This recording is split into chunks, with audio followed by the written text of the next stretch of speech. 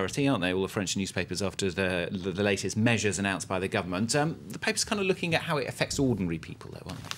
Hello again, Stuart. Yes, look at this. Sarkozy isn't protecting us. That's the headline at Libération. They've done a tour of France, a tour of a nation in crisis, as they put it, to go and look at some of the people who've been worst affected by this. So they've talked to farmers in the French countryside who are terrified their subsidies are going to be cut if the EU cracks back down and cuts the common agricultural policy. They've talked to single mothers in suburbs of Paris who spend half their day going to half a dozen different supermarkets to try and get all of the best promotions. They've talked to unemployed people in Dijon who even say, well, a day that I have enough to eat and my family has enough to eat, well, then for me that's a good day. Of course, when people are in this kind of situation, it has an impact on their political views. And a lot of the people that these journalists talk to say that they just hold all the political ruling class in contempt. They think they're all the same and they've spent years spending the state's money on themselves. So a lot of them tell the journalists they plan to vote for the right-wing, far-right candidate Marine Le Pen. And I can't believe this next one. Apparently the French aren't very good at looking after their money. This is according to Le Parisien. Now, they say a quarter of French people apparently have no idea how much money they spend each month. Half have been overdrawn in the last year. And most worryingly, perhaps, when the journalist asked people, if you invested €100 at 2% interest for a year, how much money would you have at the end? Only 51%, that's only just half, came up with €102.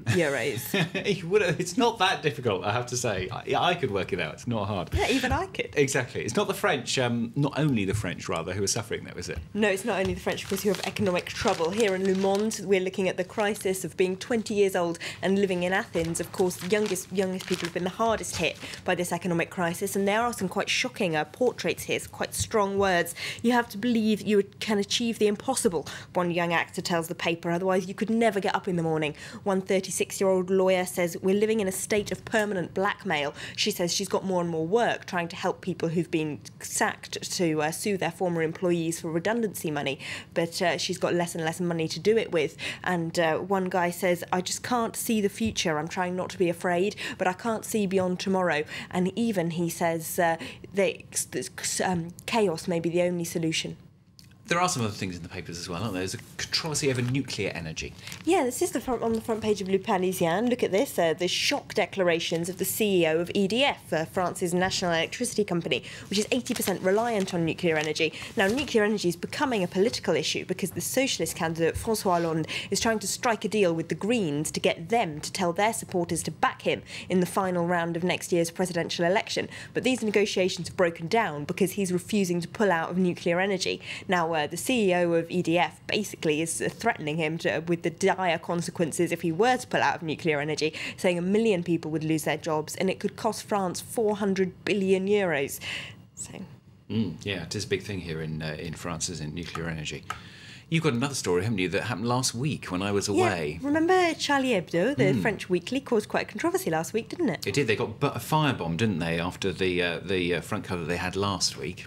Yes, now, that had, of course, Mohammed on the front page and the subtitle Charlie Hebdo. This week, we've got Charlie Hebdo's cartoonist kissing passionately a Muslim man, as you can see there, under the headline, Love is Stronger Than Hate, and with the sort of burnt-out remains of Charlie Hebdo's offices in the background. So after their offices were burnt down and their site was hacked, their website, they've obviously decided not to back down. Very brave stuff, very brave stuff.